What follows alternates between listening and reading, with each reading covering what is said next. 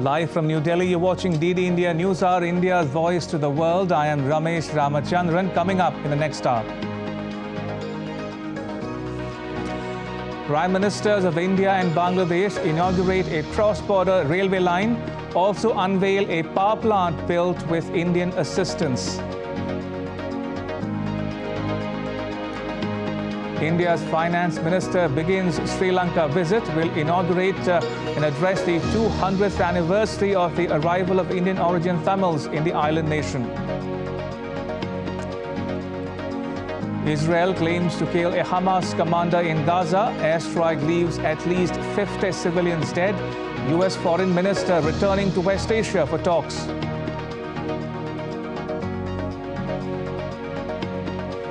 Afghan refugees who fled Taliban rule forced to leave Pakistan as deadline expires today.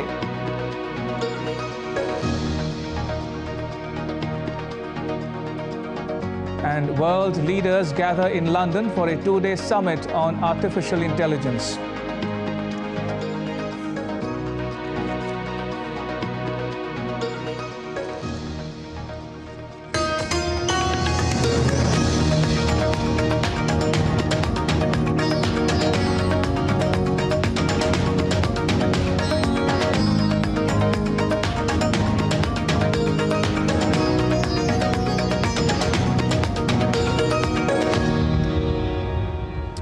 India and Bangladesh inaugurated 3 development projects on Wednesday. The projects aim to improve connectivity and ensure security of energy in the region. More in the next report. Embarking on a journey towards better connectivity, Indian Prime Minister Narendra Modi and his Bangladeshi counterpart Sheikh Hasina virtually inaugurated 3 India-assisted development projects on Wednesday. The projects that were inaugurated are Akoura-Agartala cross-border rail link, Khulna-Mongla port rail line. After the inauguration, Prime Minister Modi said, India and Bangladesh have extended collaboration for peace, security and stability along the border. हमारे संबंध निरंतर नई ऊंचाइयां छू रहे हैं। पिछले 9 वर्षों में हमने मिलकर जितना काम किया है, इतना काम कई दशकों में भी नहीं हुआ था। हमने बॉर्डर पर शांति, सुरक्षा और स्थिरता की बहाली के लिए दशकों से लंबित लैंड बाउंड्री एग्रीमेंट किया और मैरीटाइम बाउंड्री को भी सुलझाया। दोनों देशों के लोगों की साझा अपेक्षाओं और आकांक्षाओं पूरा करने के लिए हमने इंफ्रास्ट्रक्चर और कनेक्टिविटी के विकास पर विशेष बल दिया। Indian PM further added that bilateral trade between both the countries has grown threefold in the past 9 years. हमारे कनेक्टिविटी इनिशिएटिव्स ने कोविड महामारी के दौरान लाइफलाइन का काम किया। ऑक्सीजन एक्सप्रेस ने 4000 टन से ज्यादा लिक्विड मेडिकल ऑक्सीजन भारत से बांग्लादेश पहुंचाई। पिछले 9 सालों में भारत बांग्लादेश सीमा क्षेत्र पर 4 नए इमिग्रेशन चेकपोस्ट खोले गए हैं और पिछले 9 वर्षों में हमारा आपसी व्यापार लगभग 3 गुना हो गया है। Meanwhile, Bangladesh Prime Minister said the inauguration of these projects manifests the firm friendship and collaboration between the two countries. I'm extremely happy to join Prime Minister Sri Narendra Modi today to inaugurate 3 projects: Akoura-Agartala rail link, Khulna-Mongla port rail link project, and Unit 2 of the Moitri Super Thermal Power Plant project. The joint inauguration of these important projects manifests the firm friendship and collaboration between our 2 friendly countries.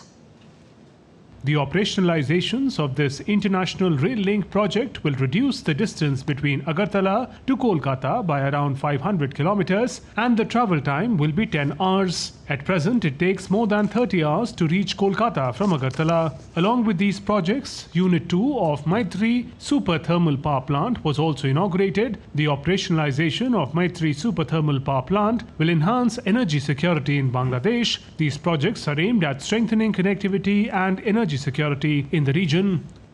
Kunal Shinde's report for DD India.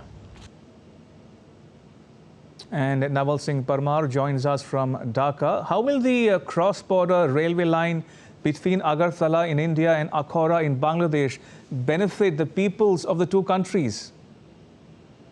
Actually, if you see the distance between Akhora and Agartala, then it is 12.24 kilometers.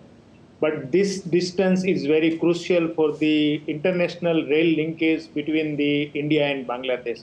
There are three railway link already existed between India and Bangladesh, and on that there are passenger trains are running. But if you see, if we connect Agartala with the Akhura and Dhaka, then we can have a Kolkata to Agartala direct train via Dhaka.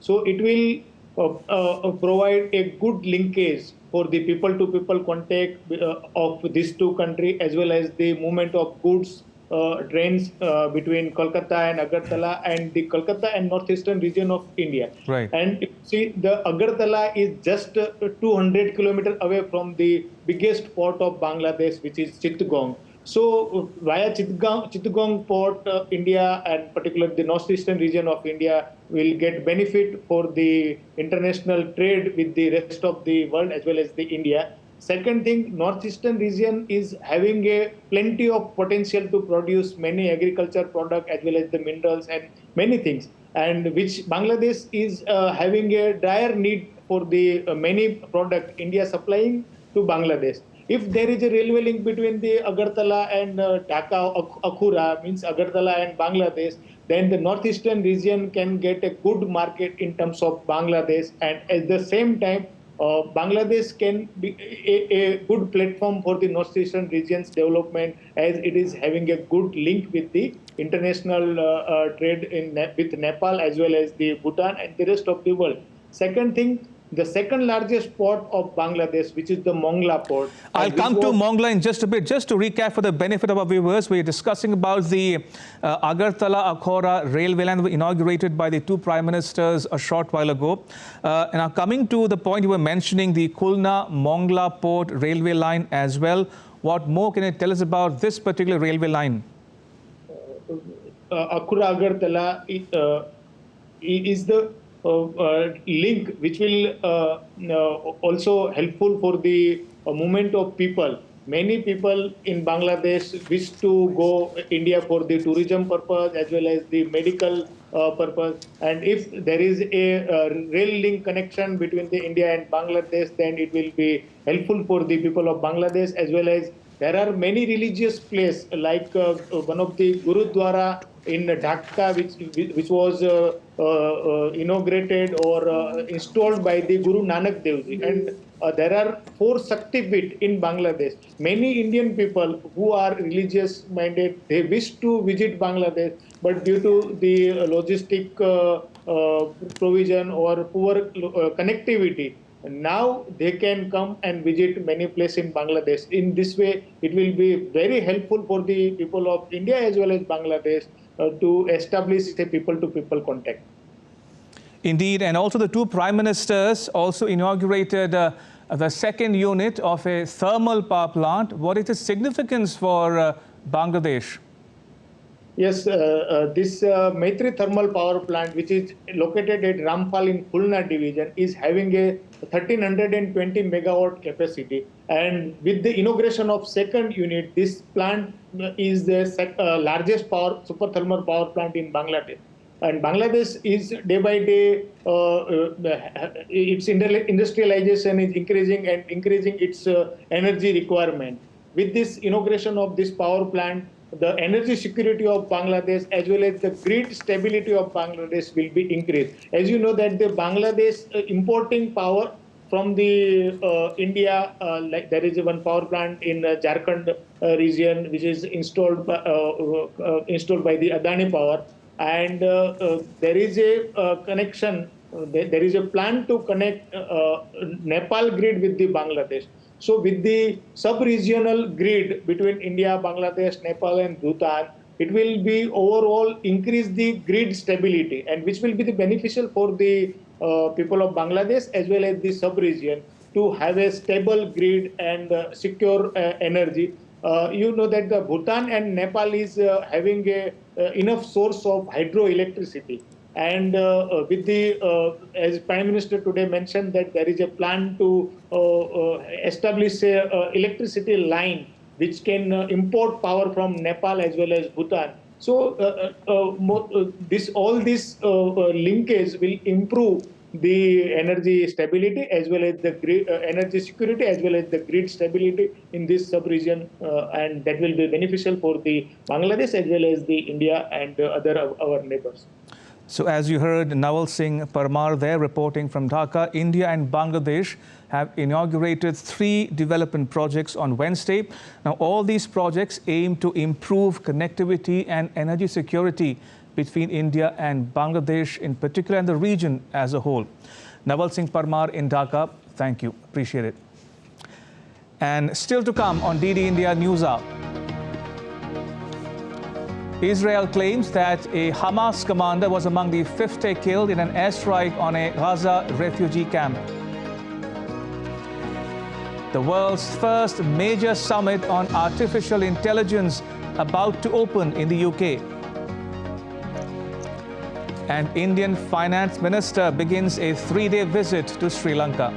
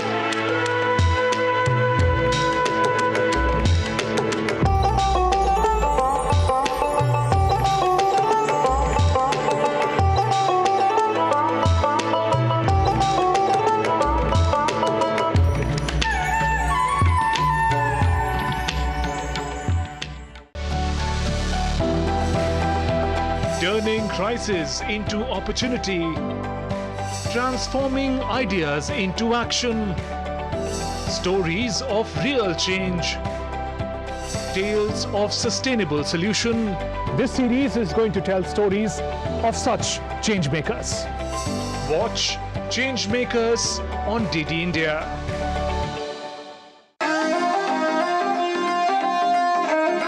Always welcoming. The vibe of Punjab is larger than life.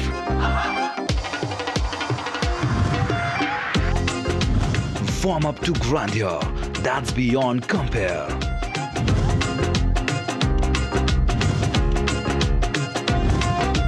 And history that's dotted with tales of bravery.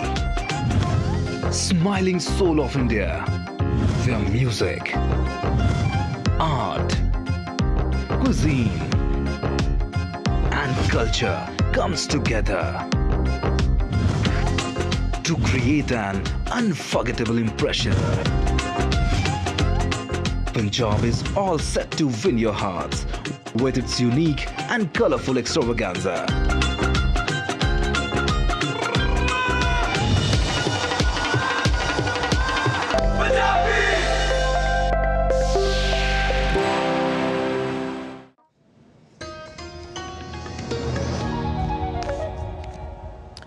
You're watching DD India News Hour. I'm Ramesh Ramachandran. Now, Britain will convene governments, academia and companies working at the cutting edge of artificial intelligence on Wednesday at the inaugural AI Safety Summit to debate how and even if the risks of the technology can be contained. Now, the meeting is a brainchild of Prime Minister Rishi Sunak of the UK, who wants to carve out a role for Britain as an intermediary between the economic blocs of the United States, China and the European Union. The 100-strong guest list includes world leaders, tech executives such as Elon Musk and ChatGPT boss Sam Altman, and academics for the event at Bletchley Park, home of Britain's World War II code breakers, on Wednesday and Thursday. Now, skeptics have questioned how much influence Britain can wield when the United States, the group of 7 industrialized nations, and the European Union are all pushing other initiatives, some of which are advanced. But the summit, which focuses on highly capable general-purpose models called Frontier AI, has managed to attract US Vice President Kamala Harris, European Commission President Ursula von der Leyen, China's Vice Tech Minister, and United Nations Secretary General Antonio Guterres. And Julia Chapman joins us from London. Julia, who all are actually taking part in this two-day summit? Well, the UK government is aiming to bring together industry leaders in the technology sector, in the field of artificial intelligence, with a number of representatives from 27 countries around the world, including the US and China, which are leading the way when it comes to developing this kind of technology. And over the next couple of days here at Bletchley Park, they will be aiming to discuss the risks posed by AI, so-called frontier AI, the most advanced models of this technology, which there are fears could have long-term risks when it comes to national security, when it comes to things like potentially the technology becoming sentient and even posing a threat to humanity. So certainly there will be an effort to come to some sort of communique about the risks over the next couple of days. But as you say, there are many efforts around the world at the moment discussing regulation, and that is not something that we are expecting to come out of this particular event.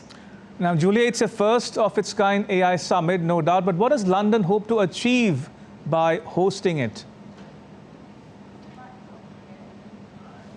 Well, it is certainly hoping to become a global leader when it comes to AI safety. It's hoped that this will become the first in a series of annual meetings, much like the Group of 7 nations, much like other climate summits. But there won't be any kind of declaration other than a communique that is expected about the risks of AI. We're seeing countries like the United States with an executive order signed by President Joe Biden earlier this week, which has some teeth when it comes to ensuring that technology companies are developing AI safely, but also the European Union, which is putting forward legislation over the next couple of months to help regulate the AI industry. But there are also concerns that this particular summit isn't focused enough on the immediate risks posed by AI, focusing more on the long-term ones. There are concerns about jobs, about deep fakes, about disinformation ahead of many key elections around the world next year. But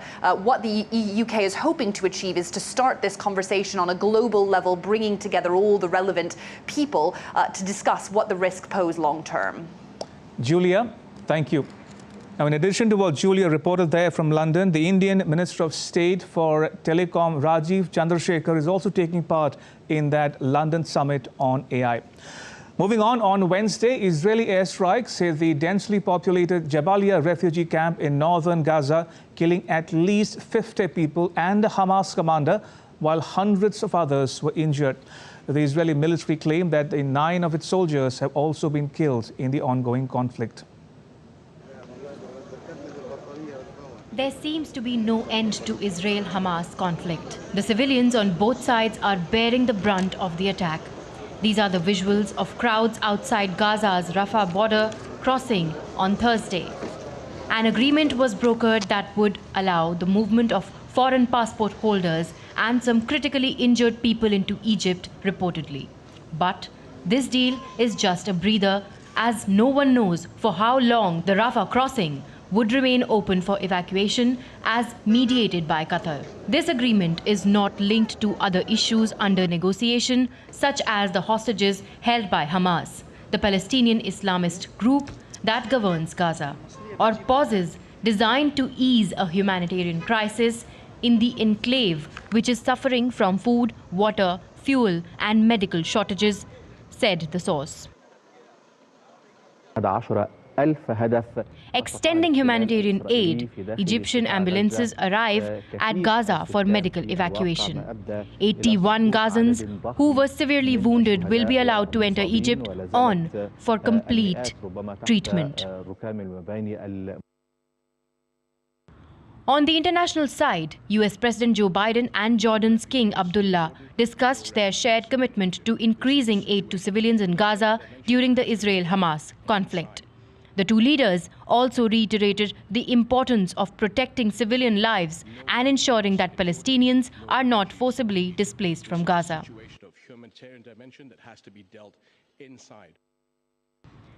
Meanwhile, the White House has confirmed the entry of 66 trucks carrying humanitarian assistance into Gaza in the past 24 hours, with expectations of dozens more being cleared for deliveries.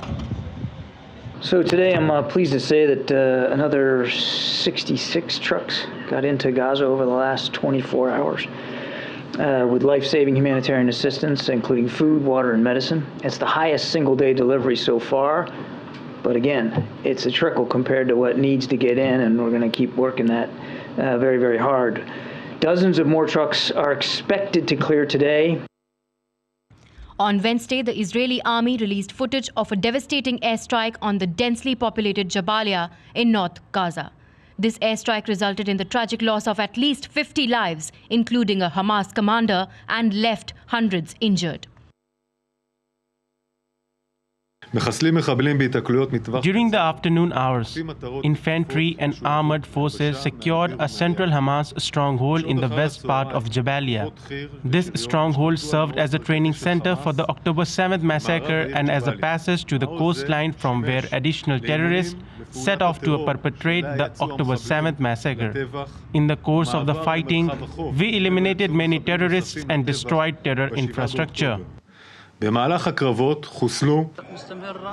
response to Israel's attack, Bolivia has broken its diplomatic relations with Israel and accused the nation of committing crimes against humanity in its relentless attacks on the Gaza Strip. Based on its principled stance of respect towards life, Bolivia has decided to break diplomatic relations with the Israeli state in repudiation and condemnation of the aggressive and disproportionate Israeli military offensive taking place in the Gaza Strip, which threatens international peace and security. Expressing their deep concern, both Chile and Colombia have recalled their ambassadors from Israel. The presidents of these nations have taken to social media to denounce Israel's attack, terming it as unacceptable. In a somewhat surprising move, Hamas has announced its intention to release a number of foreign captives in the coming days. However, no further details regarding the number of captives or their nationalities have been provided. We told mediators that we will release few foreigners in the coming days, in line with our position that we announced earlier about our unwillingness to keep them or to continue to keep them in Gaza. Simultaneously, the United States is sending an additional 300 troops to the Middle East, with a primary focus on providing support in areas such as explosive ordnance disposal and communications.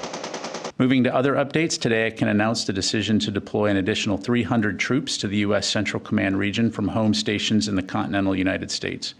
These additional troops will provide capabilities in explosive ordnance disposal, communications, and other support enablers for forces already in the region. The U.S. Secretary of State, Antony Blinken, is scheduled to visit Israel on Friday. During his visit, he plans to hold meetings with members of the Israeli government, indicating the United States' engagement in the ongoing situation. Qatar has mediated an agreement between Egypt, Israel and the Hamas in coordination with the US, which will allow limited evacuations from besieged Gaza.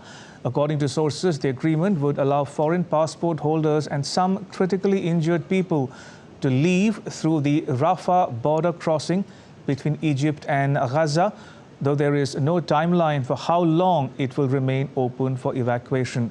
The deal is not linked to other issues under negotiation, such as hostages held by the Hamas, the Palestinian Islamist group that governs Gaza, or pauses designed to ease a humanitarian crisis in the enclave, which is suffering from food, water, fuel and medicine shortages. The Hamas has told mediators that it will soon release some of the more than 200 foreign captives it had seized during the attack on Israel. Moving on, India's Finance Minister Nirmala Sitharaman is in Colombo on a 3-day visit to Sri Lanka. Minister Sitharaman will address an India-Sri Lanka business summit and call on the Sri Lankan leadership. Minister Sitharaman also called on Sri Lankan Buddhist monk and the current chief prelate of Asagiriya, Varakagora Sri Gyanaratna in Sri Lanka's Kandy on Wednesday. The minister discussed the continued tradition of strong historical and cultural ties between India and Sri Lanka.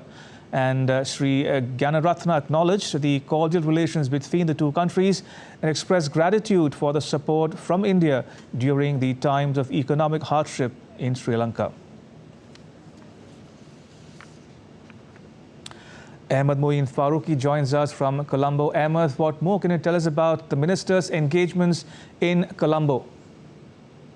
Hi Ramesh, yes, during the entire 3-day visit of the Finance Minister, we are likely to see a slew of events that are lined up. Primary of which is commemoration of the 200 years of the first arrival of the Indian origin Tamils to Sri Lanka, which had happened in the year 1823. So now this year we are celebrating the 200 years of that particular event, and an event to hallmark this particular landmark.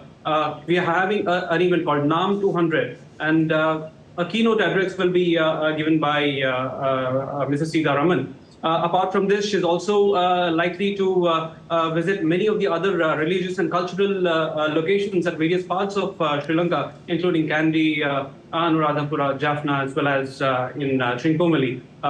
She's already been to Kandy, and the other locations will be visited by her, probably by today and later tomorrow as well. Apart from this, the Indian banking sector has done pretty well, even in the overseas locations as well.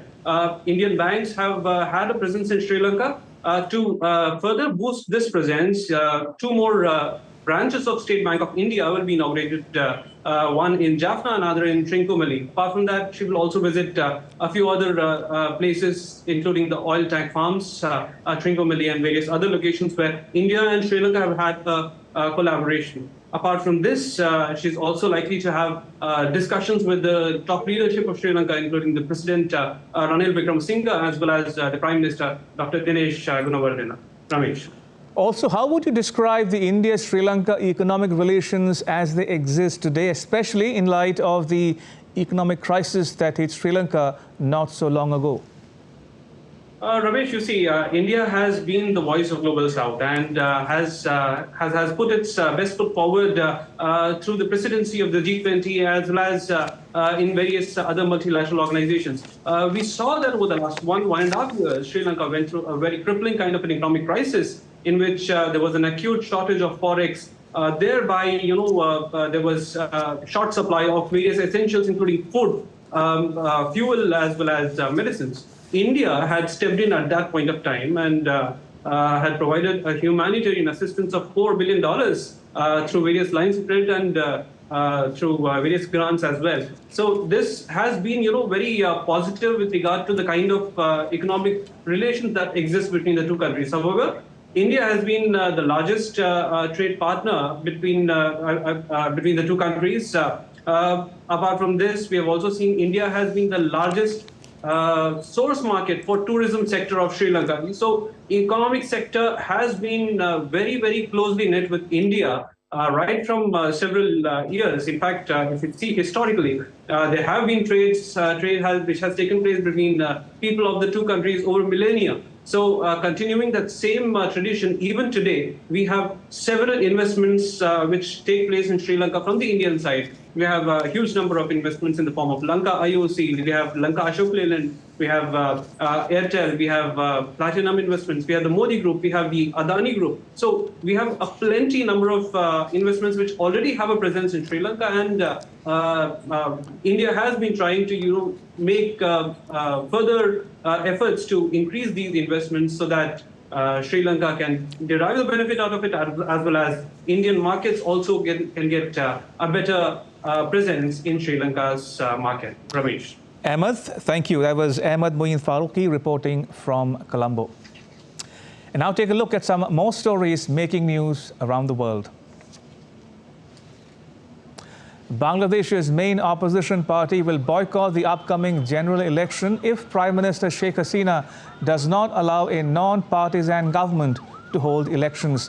The Bangladesh National Party has said that unless Sheikh Hasina steps down and allows a caretaker government, a boycott of the January election would make her potential gains illegal and could trigger international sanctions, according to a spokesman. President Emmanuel Macron of France has reached Kazakhstan on Wednesday, the first leg of his trip to Central Asia. In a meeting with the Kazakh President Kassym-Jomart Tokayev, Macron praised Astana for refusing to join Moscow in Ukraine and said that the two countries planned to sign major trade deals. Model Heidi Klum continued her reign as the Queen of Halloween with a 22nd annual party in New York City on Tuesday. Klum dressed as a peacock for a mini performance on the red carpet outside the marquee nightclub. The TV personality said she wanted to create a fun and beautiful moment. Celebrity guests at the party included model Maya Musk, the Elevator Boys, and Ice-T and Coco. The Halloween spirit was in full force in West Hollywood on Tuesday as the iconic Halloween Carnival returned to town after a 3-year hiatus. Thousands of revelers lined the mile-long Santa Monica Boulevard to mark the cancelled batting during the COVID-19 pandemic. And still to come on DD India News Hour. President Volodymyr Zelensky of Ukraine claims that his forces have crippled Russia's war efforts. Afghan refugees hold a sit-in outside a UN office in Pakistan against forcible eviction from the country. And India's central bank governor expects a robust second quarter GDP growth.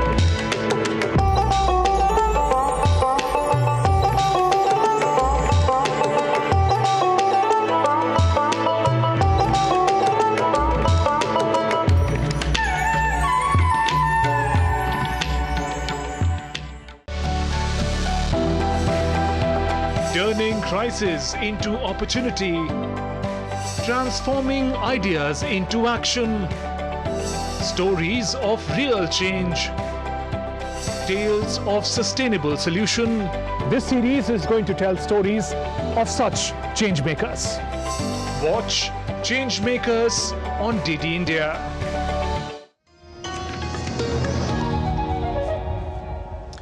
You're watching DD India News Hour. I'm Ramesh Ramachandran. A quick recap of the headlines.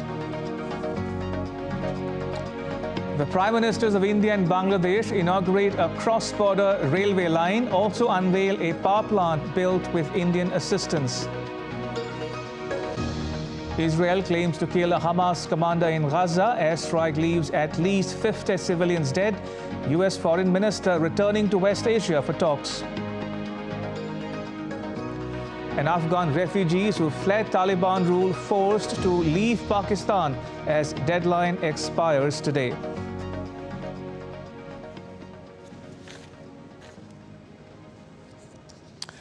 Washington, D.C. says it's working through important details to finalize a meeting between President Xi Jinping of China and U.S. President Joe Biden at the Asia-Pacific Economic Cooperation, or APEC, Forum in San Francisco in the middle of this month. It'll be the first time they've met in person for more than a year. Here's Andrew Wood in Hong Kong to explain what might be on the agenda. The most promising area, perhaps, for Mr. Xi and Mr. Biden to come up with some form of agreement, a positive sign of cooperation, is probably on climate change. A week or two ago, President Xi Jinping said that agreement on climate change, or cooperation on climate change, was the one possible bright spot in Beijing's troubled relations with Washington. After that, though, America and China disagree on just so many things. Take, for example, the South China Sea. China says that it owns most of the South China Sea, going from north to south, right the way down to Indonesia and Malaysia, almost on the equator, and the territorial waters of Vietnam and the Philippines, and so on. Of course, America doesn't recognize this claim, nor do international courts, and nor do the countries whose territorial waters China claims. There's the particular issue of the Philippines, confrontations between China's Coast Guard and the Philippines Coast Guard over disputed shoals in the South China Sea, or the part of it that the Philippines calls the West Philippine Sea. They've been getting worse over the past few months, and there is, I think, a real danger that they could turn nasty. That an accidental confrontation could result in shots being fired rather than fire hoses or buoys and barriers being put in each other's ships' way. Then, of course, there's Taiwan. Taiwan is a democratically ruled, self-ruled island that is quite happy to be separate from the mainland of China. Beijing says that Taiwan is part of Chinese territory and it reserves the right to use force, if necessary, to unite Taiwan with the mainland. And even earlier this week, the Chinese military was warning of dire consequences for any country that sided with Taiwan in a bid for independence. And I think that was definitely a dig at America. Then there's the Middle East. China has tried, or seems to be trying, to play a part in trying to solve the issue of Israel and Gaza, talking to both sides and trying to use its links with Saudi Arabia and Iran and so on to come up with some form of solution. But it hasn't really made much impact. America may seem to be on the side, probably more on the side of Israel, and China seems more on the side of Hamas and the Palestinians. So I don't think there's much for them to agree on there. And then, of course, there's the war in Ukraine. China and Russia, you may remember, just before the invasion of Ukraine, President Xi and President Biden declared that their country's friendship had no limits. And so far, China has declined to condemn Russia for its invasion of Ukraine. In fact, the two countries seem to have grown together closer militarily, politically, and economically. In Hong Kong, I'm Andrew Wood, reporting for DD India. And in more news from the U.S., an unprecedented trial is underway in the U.S. state of Colorado, where a group of Republican and unaffiliated voters is trying to block Donald Trump from appearing on the state's 2024 presidential ballot. But Trump's team says everything he said about the 2020 election being stolen is within his free speech rights. Tony Waterman has more. In opening statements, lawyers for the voters argued that Donald Trump is ineligible to appear on the ballot because of his role in the January 6th attack on the U.S. Capitol, which they say violated the 14th Amendment of the Constitution. That amendment says any person who has sworn an oath to uphold and defend the Constitution, which U.S. presidents do, is disqualified from holding office if they have engaged in insurrection and rebellion. To try and prove their point, they played snippets from Trump's fiery speech to supporters ahead of the 2021 riot, where he told the crowd to, quote, fight like hell. Lawyers argued that Trump knew the power of his words, but the former president's defense team has dismissed the lawsuit as anti-democratic, insisting that Trump took precautions to avoid violence and used the word peace several times during that now infamous speech. This case is considered a long shot for the prosecution. Not only has Trump not been convicted of insurrection, he hasn't even been charged with it in the 4 criminal cases against him. Still, Trump is facing similar disqualification cases in at least 4 other states, including Minnesota, where the state's Supreme Court will take up the case on Thursday. Meanwhile, Donald Trump's children are set to take the stand at his fraud trial case in New York starting this week. Donald Trump Jr. is expected to kick things off on Wednesday, followed by Eric and Ivanka, who will take the stand after her father next week. They are all current or former executives of the Trump Organization, and prosecutors say the former president artificially inflated the value of his assets in financial statements to secure better loan rates and insurance policy. Trump calls the case a witch hunt and is expected to take the stand himself next week. Tony Waterman in Austin reporting for DD India. Ukraine President Volodymyr Zelensky said Ukraine's attacks on Russian Navy in the Black Sea have crippled Moscow's war efforts on Tuesday. He said that the troops must keep fighting and not burn out in a world that expects instant successes. There's been little movement along the front line in recent months. The Ukrainian counteroffensive has achieved only limited success. The modern world is set up in such a way that it becomes accustomed to success too quickly. When the full-scale aggression began, many in the world did not think Ukraine would endure. The colossal things done by our people, by our soldiers, are now taken for granted. Ukraine's success in the battle for the Black Sea is something that will be in the history books, although it is not so often discussed now. But no matter what, we have to do our part, defend our state, Ukrainian independence, our life, our culture, Ukrainian freedom, and we will protect it. Meanwhile, a UN official has said that more than 9,900 civilians have been killed since the start of the Russia-Ukraine conflict, which is equal to the killing of 16 civilians per day. The findings were published in a report based on 2 fact-finding missions to Gaza by the Office of the United Nations High Commissioner for Human Rights. At the latest count, more than 9,900 civilians have been killed since the start of the invasion. To put this into perspective, this is equivalent to almost 16 civilians killed every day. As these are only the figures of that the Office of the High Commissioner for Human Rights has so far formally verified, the actual toll is certainly higher.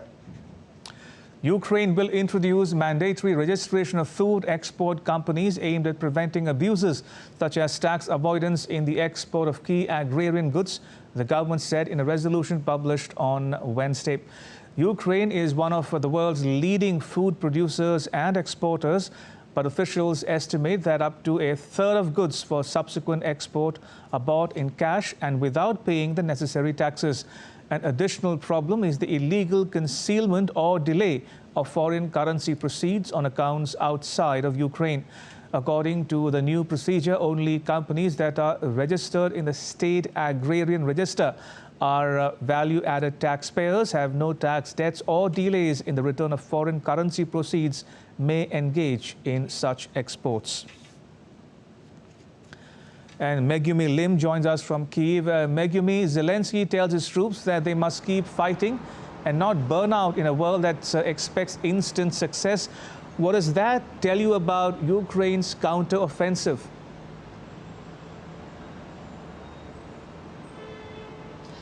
That's right. President Zelensky, in his nightly video address last night, said that we live in a world, as he said, that is used to quick successes, is getting used to successes that come quickly. But he reminded people that at the start of the full-scale invasion, many people around the world didn't believe that Ukraine would survive. And almost 2 years into the war, Ukraine is still standing. But it is true that along the almost 1,000-kilometer front lines, there's not been a lot of movements this year, and it has been incredibly difficult for Ukrainian forces fighting on the front lines this year. And we have seen some Western officials voice impatience and concerns. But again, President Zelensky reminded people that we have seen some successes on the Black Sea in this current Ukrainian counteroffensive. In September, the Ukrainian forces were able to strike and damage a ship repair yard in Sevastopol, which is home to Russia's Navy, Russia's Black Sea Fleet, and Ukrainian forces were also able to strike and destroy and badly damage the headquarters of the Black Sea Fleet. So that is considered a big success, and thanks to this success, which has largely crippled the Russian Navy, according to Ukrainian forces, we have also seen successes in Ukraine establishing the temporary grain corridor on the Black Sea, where more than 50 ships have used this corridor to export Ukrainian grain. But we have seen continued fierce fighting, especially in the east around the town of Avdiivka, this small town where apparently about 1,000 Ukrainian residents remain despite fierce fighting. Russian forces have been trying for about a month now to encircle this town, which is considered a gateway to the Donetsk region, which Russia claims to have annexed last year. But this town has become almost like a symbol of resilience for Ukrainian forces. They have been defending this town since before the start of the full-scale invasion since 2014. But as the winter sets in, it is unclear how much fighting can continue, if there will be a pause in fighting, and this largely depends on how much support the U.S. can continue to give Ukraine. Also, Megumi, a UN report says 9,900 civilians have been killed since the start of the Russia-Ukraine conflict. That is 16 civilian deaths per day. Now, what's been the human toll of this conflict? What's the situation like in Ukrainian cities and towns today as we speak, nearly 2 years on?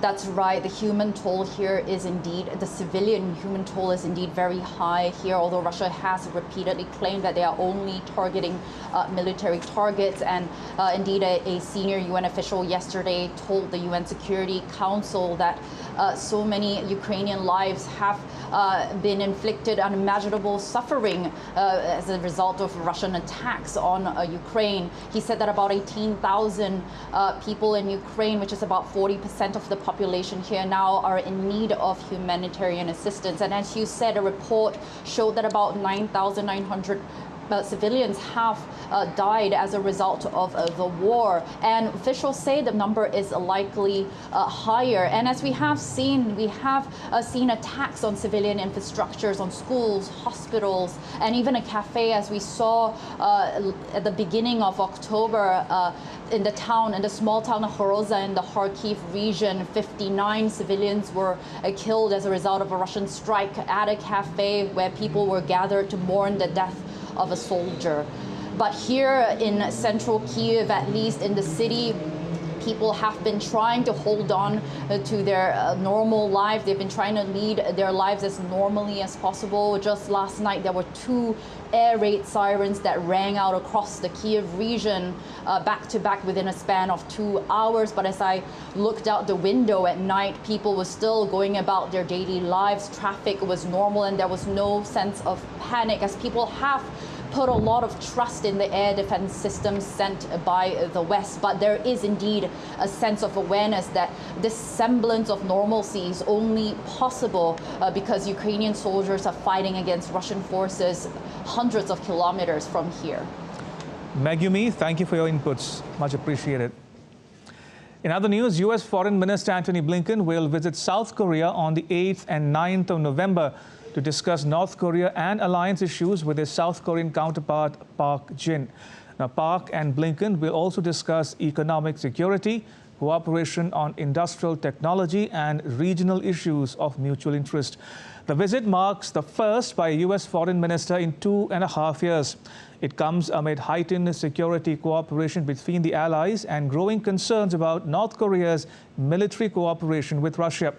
Now, South Korea and the United States, along with Japan, recently condemned the supply of arms and military equipment by North Korea to Russia. And staying in the region, Chinese and Japanese Coast Guard ships faced off in the waters around disputed islands in the East China Sea again on Wednesday, with both countries saying that they deployed patrol ships to urge the other side to leave the territory. The disputed islands, called Diaoyu in China and Senkaku in Japan, are claimed by both countries. The Chinese Coast Guard said 3 Japanese ships and several patrol ships illegally entered its territorial waters on Wednesday and that it took necessary control measures in accordance with the law. Japan's Coast Guard said its patrol boats in turn repeatedly urged 3 Chinese Coast Guard vessels to leave the waters. A similar incident had taken place on the 17th of October. In anticipation of the Pakistani government's deadline to deport unregistered migrants, a group of Afghan refugees held a sit-in outside the Islamabad office of the United Nations High Commissioner for Refugees on Monday. Pakistan hosts more than 4 million Afghan migrants and refugees, approximately 1.7 million of whom lack proper documentation. Many Afghan refugees have voiced concerns that their cases were inadequately examined. Meanwhile, Pakistan is set to commence the deportation of unregistered migrants starting Thursday. Speaking at a business summit, India's central bank governor Shaktikanta Das said that India's growth momentum in terms of economy continues to be strong. He said that the GDP number for the second quarter will surprise everyone on the upside.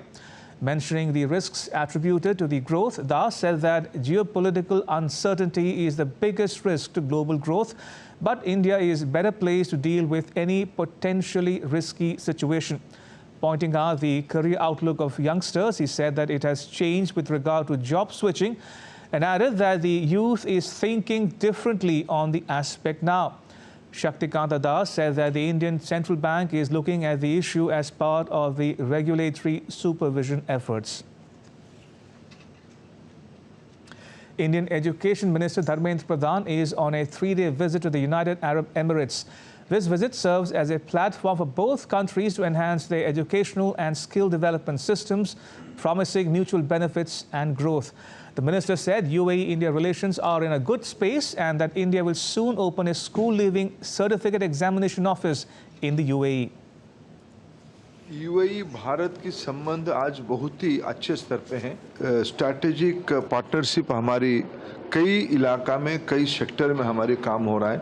उसमें से education and skill UAE की अर्थनैतिक विकास में भारत की एक गहरा संबंध है। हम यूएई में आईआईटी खोल रहे हैं। यूएई में कई सारे भारत की प्रोमिनेंट यूनिवर्सिटी भी आ चुके हैं। आने वाले दिनों में और भी कुछ यूनिवर्सिटी आ सकते हैं। सीबीएसई जो भारत की एक प्रमुख एजुकेशन बोर्ड है, नेशनल बोर्ड है, उसकी भी 100 से ज़्यादा स्कूल यूएई में ही चल रहा है। सीबीएसई की एक ऑफिस भी यूएई में खोले, ये हमारी मिशन की बहुत दिनों से अपेक्षा था। And still to come on DD India News Hour. Indian Prime Minister Narendra Modi to meet the Indian contingent that took part in the Asian Para Games. And New Zealand to take on in-form South Africa in a Cricket World Cup match.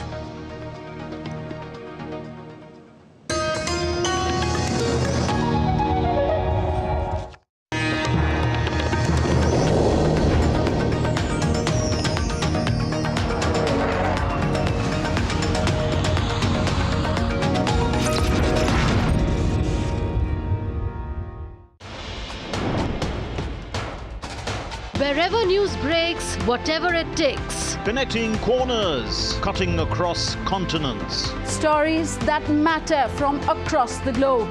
Accurate, authentic journalism that serves you right. From politics to glamour, from sports to world affairs, with a fusion of aesthetics and substance. Introducing news in a new avatar. Experience the world through a new lens. Stay tuned to DD India for an exciting journey beyond borders.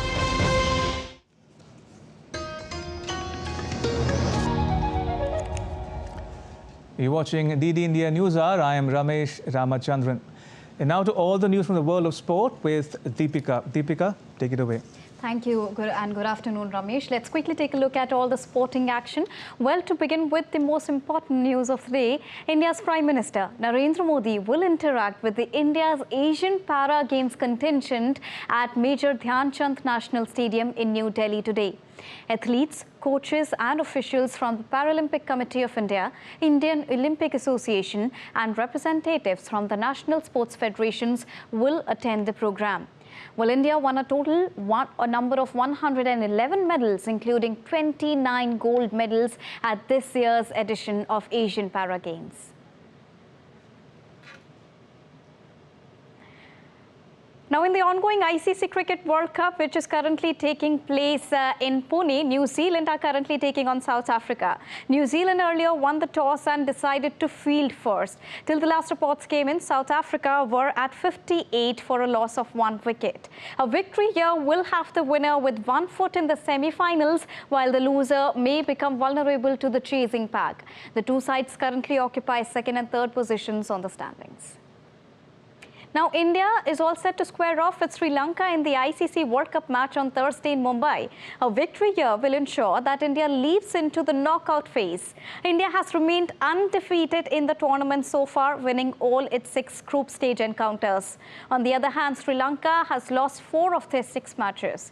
The chances of making it to the semi-final remains bleak. India and Sri Lanka have clashed with each other 9 times in the ICC Cricket World Cup, and each team has won 4 matches, while 1 game yielded no result. Overall, India has a better record in ODIs. Both the teams have played 167 matches. India has won 98, while Sri Lanka has come out triumphant in 57 different occasions, while 1 match ended as no result. India clinched a narrow 2-1 victory over Japan to register their 4th straight victory and storm into the semi-finals of the Women's Asian Champions Trophy hockey tournament in Ranchi on Wednesday. The team had earlier defeated Thailand, Malaysia and China. India will take on South Korea in their final league game tomorrow. So that was a quick wrap from the world of sports. Back to Ramesh. Thank you, Deepika. And that's all for this edition of DD India News Hour. Let us know your thoughts on the news of the day. You can connect with us on Facebook, X and Instagram. You can also check out our website, ddindia.co.in. We'll be back with more news as it breaks here on DD India. I am Ramesh Ramachandran from all of us here in New Delhi. Thanks for watching DD India News Hour.